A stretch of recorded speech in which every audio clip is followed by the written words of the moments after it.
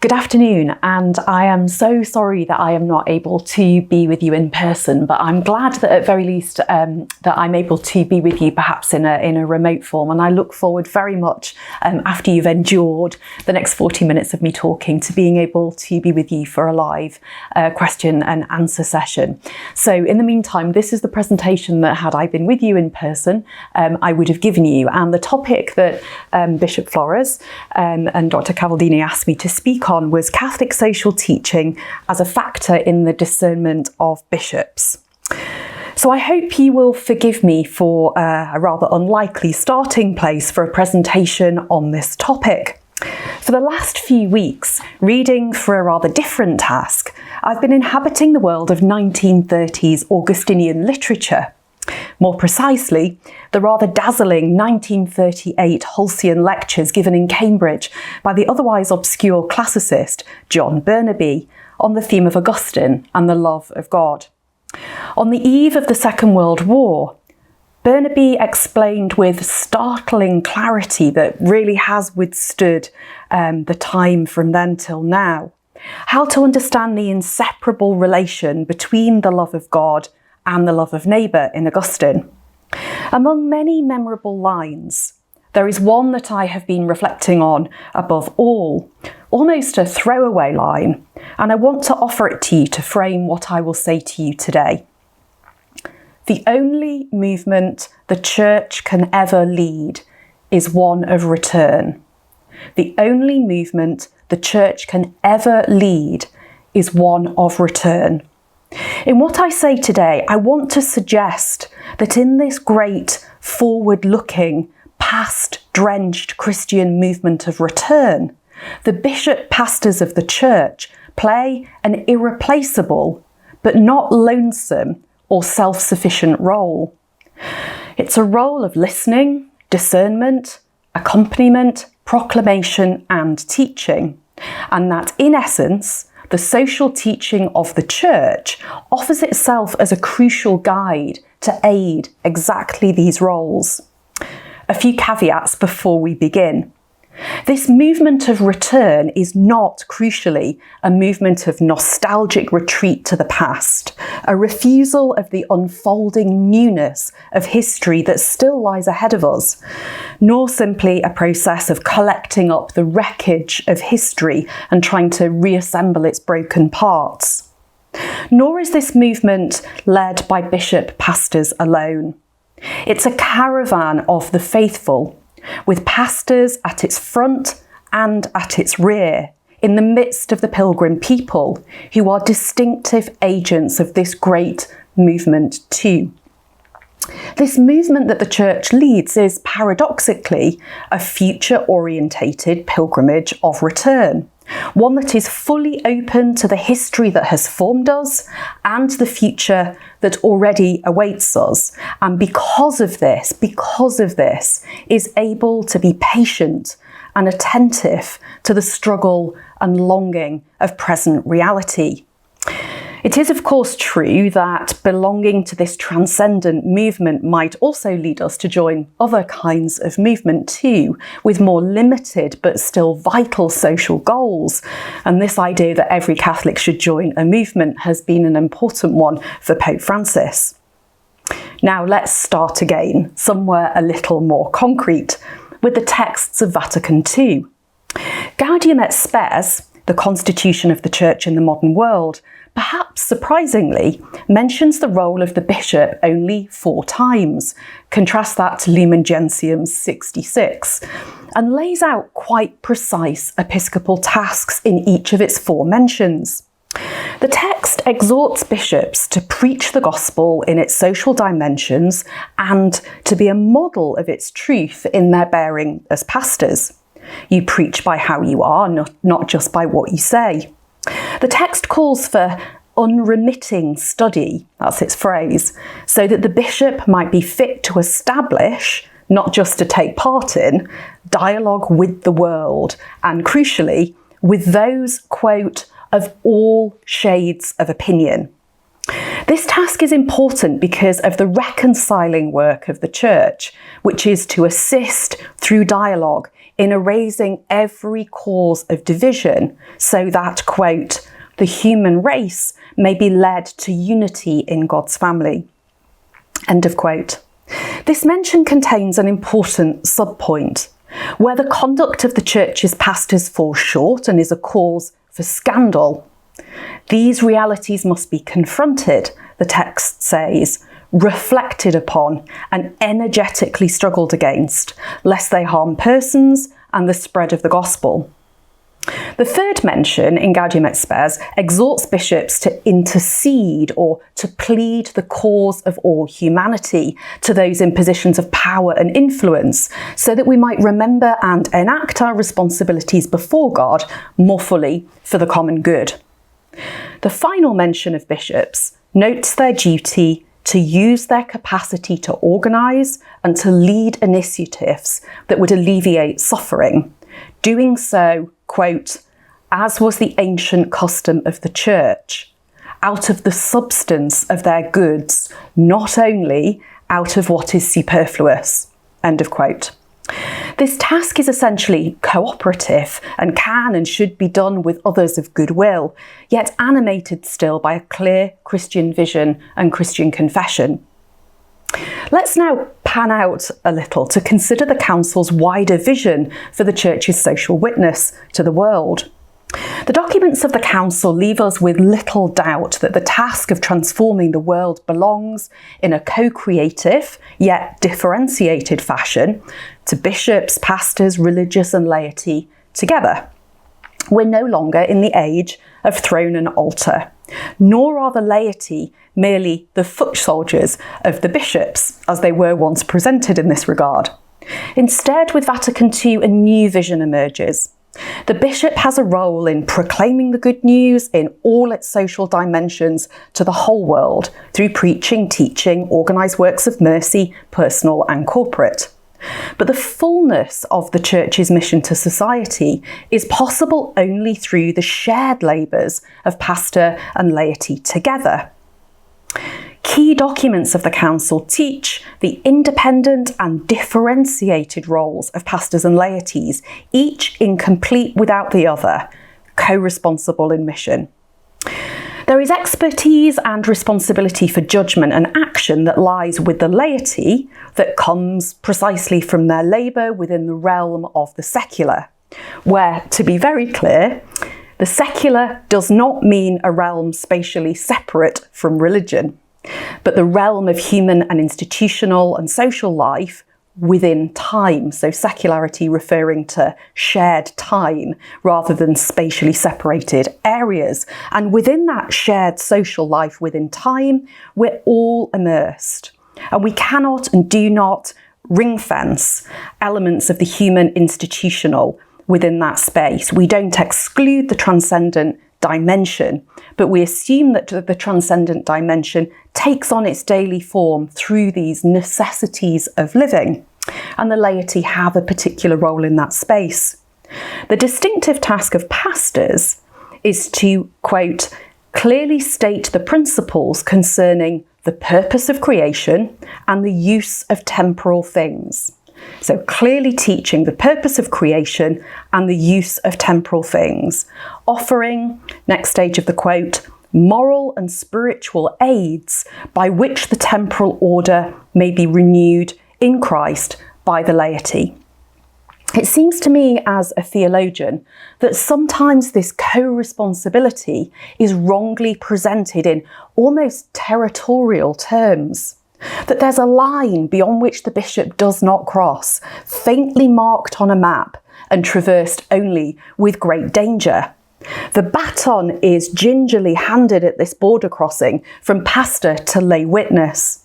Neither should traverse into the territory of the other. The wise and faithful bishop understands the lines drawn by the cartographers and respects these limits.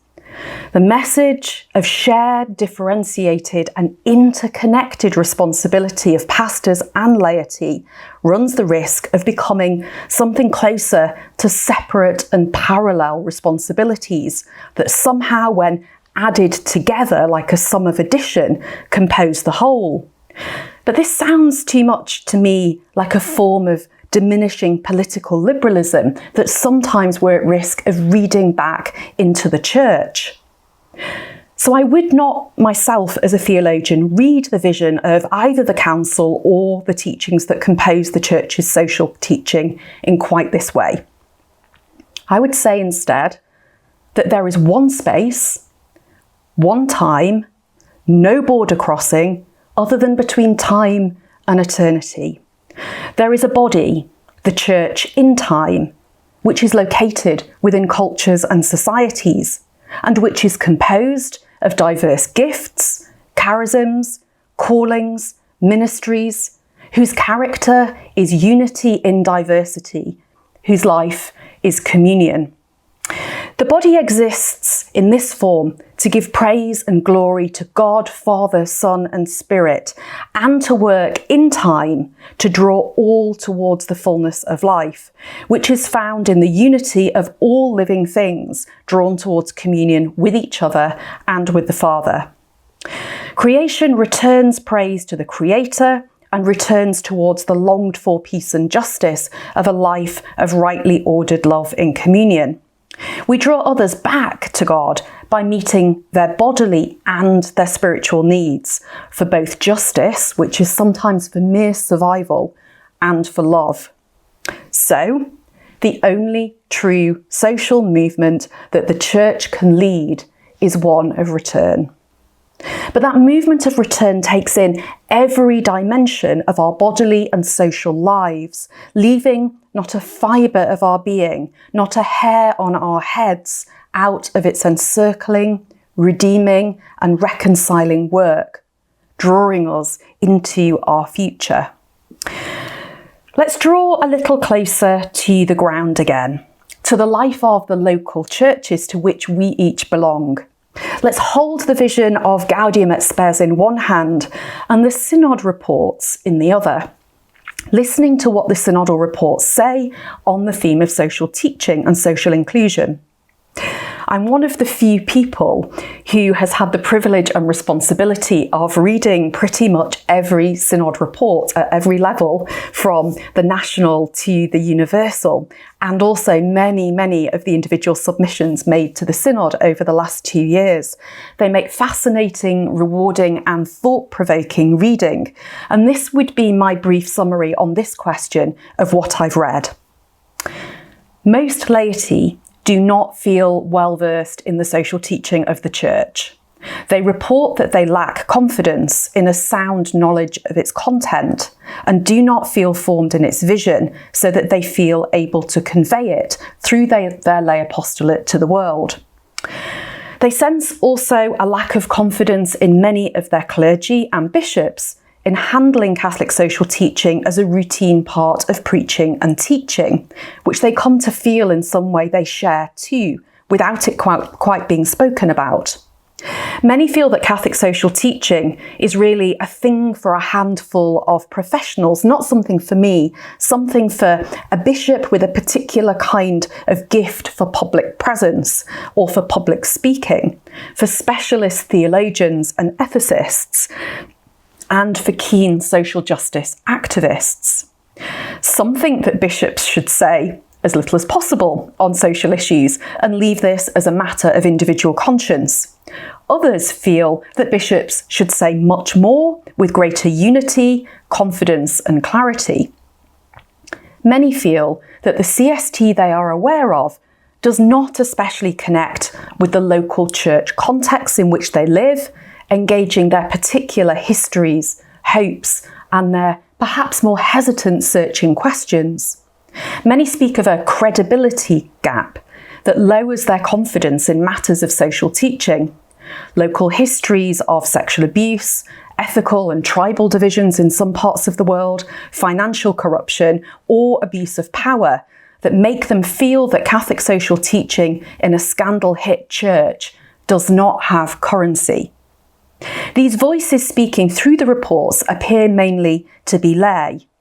I would say, having read the reports, that we don't really know very much about the corresponding experience and views of bishops across the world on these matters, because we do not really hear bishops speaking very much in their own right in the reports.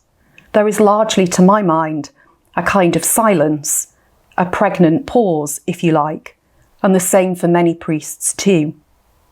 Another striking element of the Synod reports concerns Pope Francis's desire that those along the peripheries be heard at the very heart of the Synod process.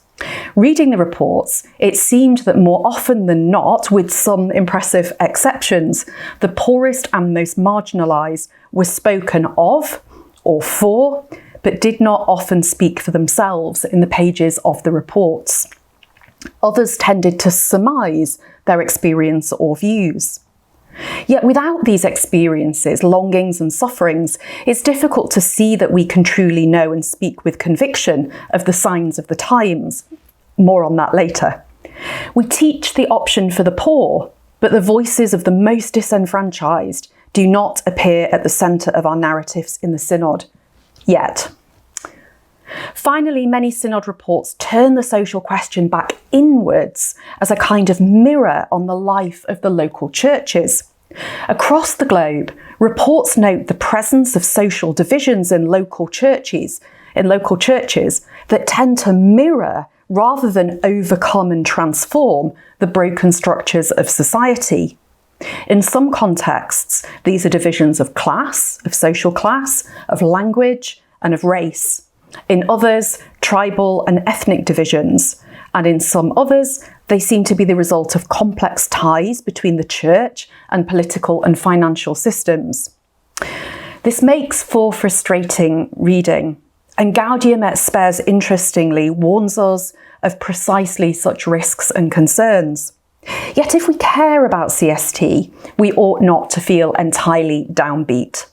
The Synod reports also say the following: that people believe that Catholic social teaching should be renewed so that it can inform Catholic contributions to public debate in a powerful way, that it is a vital and exciting way to potentially renew elements of ecumenical and interfaith work, and that they really, really want to be properly formed in it and to feel like it is a partnership with their clergy and bishops.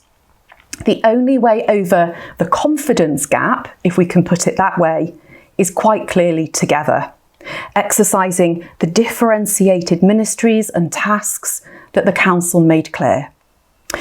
What we can say with some confidence, I think, is that in addition to the texts of the tradition that teach its necessity, those who have taken part in the Synod process across the globe so far want Catholic social teaching to play a role, in fact a renewed role, in precisely the question of the discernment of bishops and in the mission of the laity to the world. So what then can a vision of the discernment of bishops, how can that be drawn from something of the canon of Catholic social teaching? What can the canon of Catholic social teaching offer to the discernment of bishops? I'm going to come at this question in the remainder of my time in two ways. The first is a reminder of the content of Catholic social teaching as it offers resources to bishops to aid discernment and also lays responsibilities upon them. The second is to ask about one dimension of that discernment role, the meaning of the slightly elusive invitation to, quote, read the signs of the times. I'm not going to list these signs. Instead, I'm going to talk about the meaning of the very phrase and what it perhaps implies specifically for the discernment task of bishops. So, to the question of content. I'm not going to repeat the core social teachings of the Church today. I will assume that you are indeed well versed in these. The principles of human dignity, the common good, solidarity, subsidiarity, the option for the poor and for the earth, and the universal destination of goods. Certainly, each of these offers a critical guide to how we approach discerning the witness of the Church to the world. And the Church is clear that they're not a pick and mix list. I'll take human dignity and leave the universal destination of goods. And the reason that they're not a pick and mix list is that at their core, these are each names that the Church gives to the fundamental theological anthropology that guides both the Church's understanding of herself and, in an integral way, the way the Church views the nature of the human person in society and as dwellers in our common home, the earth. They aren't a list so much as they are naming devices within a single anthropology that we try to find ways of explaining in terms that will communicate to all the faithful and resonate with other reasoning, loving people. Therefore, the manner in which Catholic social teaching offers material for the discernment of bishops relates precisely to its distillation of theological anthropology, a distillation that enables the bishop to communicate in dialogue with the world. To repeat again, Evangelii Nuntiandi, pastors must clearly state the principles concerning the purpose of creation and the use of temporal things.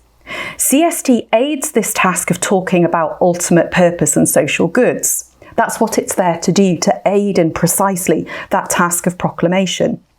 It says to the world, this is what we believe about the nature of the person, the purpose of society, the end goal of all politics, all economic and ecological systems. Catholic social teaching is therefore a kind of storytelling before it is anything else, and it calls out other, more problematic forms of storytelling that compete for the attention of the world. It aids episcopal storytelling for a people who inhabit stories. However, this is a demanding and sophisticated form of storytelling. It demands of any bishop the capacity to pay very deep contemplative and intellectual attention to his times, and to be able to weave two stories simultaneously. In concrete pastoral terms, this is achieved primarily through the pastoral encounter with those on a bishop's path, asking after the model of Jesus, what is it that you want? What do you need? What do you seek?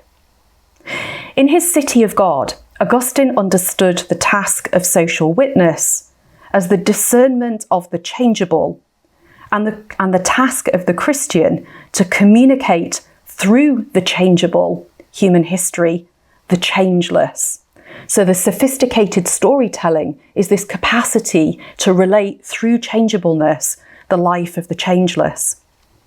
In turn, this enables the changeable, us, the human being in history, in society and community, to fulfill our vocation to be fully and truly human, because changeability is the very condition of our humanity. It's not something to be evaded or escaped from. It's something, in essence, to be dwelt in more deeply, finding within our created changeable state truth, beauty, and goodness, through rendering love and justice to our neighbour and to earth and praise to our Creator.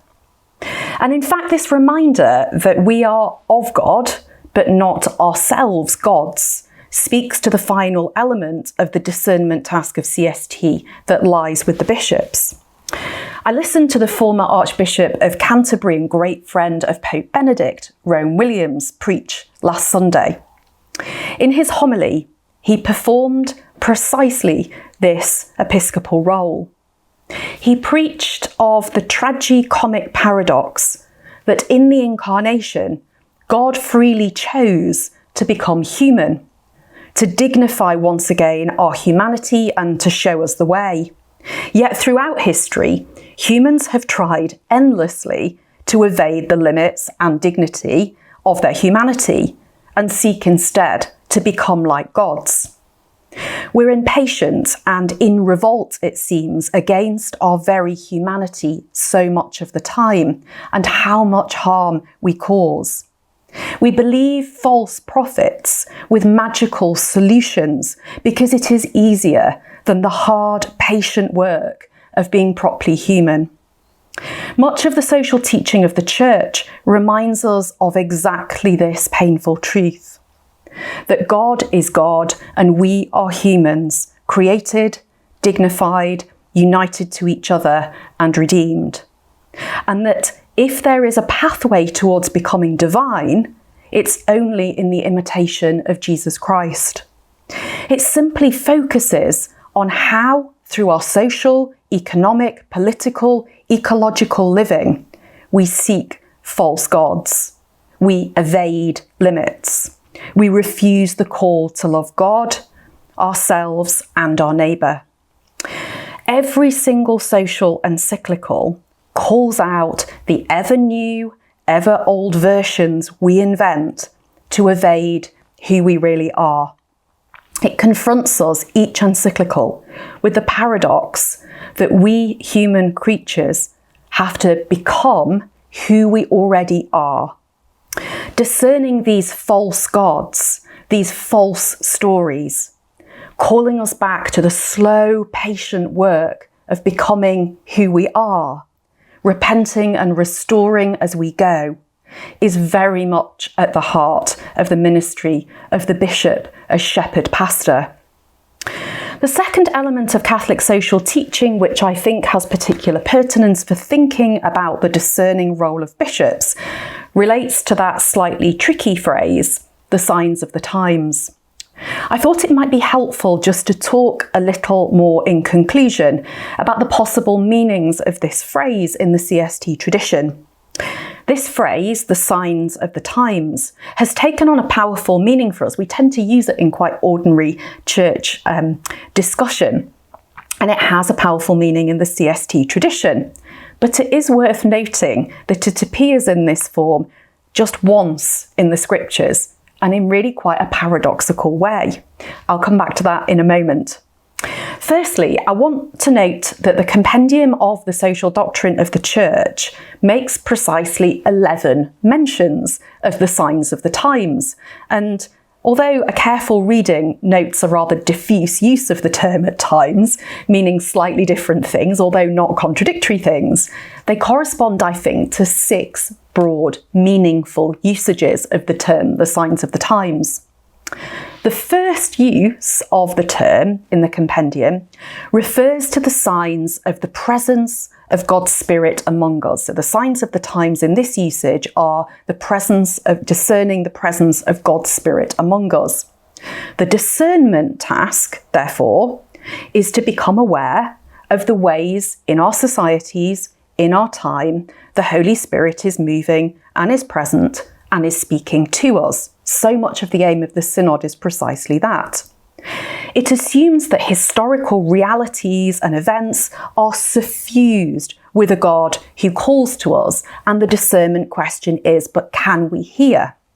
In a way, this usage is perhaps closest to the biblical use of the phrase, although it doesn't contain quite the sharpness of the biblical rebuke, which we'll come back and confront in a moment. So that's the first usage. The second reference to the signs of the times suggests that rather the signs are human events that call out to Christians who should hear the cry from within the event and should be ready to offer a clear Christian response. So this is a kind of call and response meaning of discerning the signs of the times.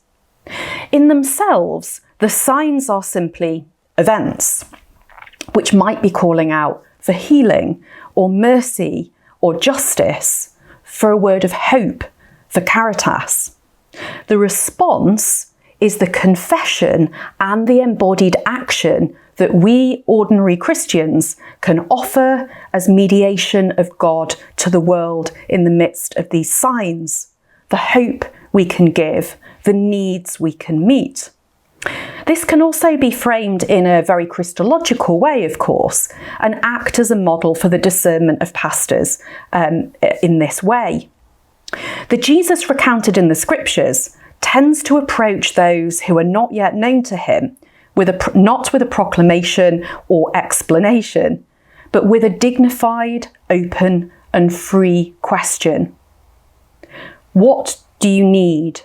What do you seek? His ministry as a pastor is not transmit only, or rather his transmission begins with encounter, attention, listening and dialogue. Crucially, and echoing this Christological framing of the call and response version of the signs of the times, The compendium suggests that the response to the call is to point the world to love as the most powerful instrument of change, and mutual love as humanity's ultimate purpose. Love is the confounder of all our social antitheses, divisions, as Augustine says. The third use of the term is a qualifying usage. If attaining the common good is our goal, we can only reach that goal if we're capable of grasping, with a realistic and loving gaze, the signs of the times. And here it is worth exploring the single scriptural reference more fully at last, because it reminds us that reading the signs of the times is both essential to attain any true common good, but is also something that we struggle with. So the sole biblical reference to the signs of the times is found in Matthew 16. And as ever, context is important. The Pharisees and the Sadducees have demanded from Jesus a sign from heaven as a test. Jesus rebukes them. He tells them that they can look at the sky at evening and tell whether there will be a storm, but that they cannot interpret the signs of the times. Why? Because there is evil in their hearts and faithlessness in their ways. They cannot discern the signs if there is not goodness in their living. So the habits of virtue, Jesus implies, are the conditions for the discernment of the signs. Division, manipulation, and so forth create a blindness in the ecclesial body to the signs. We demand signs that we cannot then see. The Pharisees and Sadducees demand a sign that they could not interpret. The qualification is then seeking lives of holiness. The fourth usage of the term is simply to refer to the need for the church to devote its unique kind of intelligence to tracking and understanding the changing dimensions of the social question. So the church has a unique kind of intelligence, if you like, and it should always be thinking about how an age is changing in the ways in which it imagines what it is to be human. So the signs of the times and reading them and discerning them is always this kind of anthropological task. The fifth usage is as the revealing work of God, referring to the signs God gives us of his image in us. For example, the sign given in the fact that we can only turn to the good in freedom. So it's understanding the signs given in our very nature and structure, almost a slightly more natural law usage, perhaps, of the term. The sixth and final usage is what we might think of as the anti-usage, the devil's usage of the signs of the times. These are the beguiling, false signs the devil is able to conjure, the seductive, magical signs that persuade us of a status, a glory, a recognition that we imagine we deserve, but that has somehow been denied us. These false signs speak to our wounded and selfish want for power, for possession, for status, for glory, and so forth. The devil shows us these false signs that tempt us into disordered ways of loving. This is true of the false signs present in societies at large, as well as within our own individual hearts. Interestingly, the Second Vatican Council had a Signa Temporum subcommittee, a Signs of the Times subcommittee, which perhaps hedged its bets a little, offering quite a generic formulation.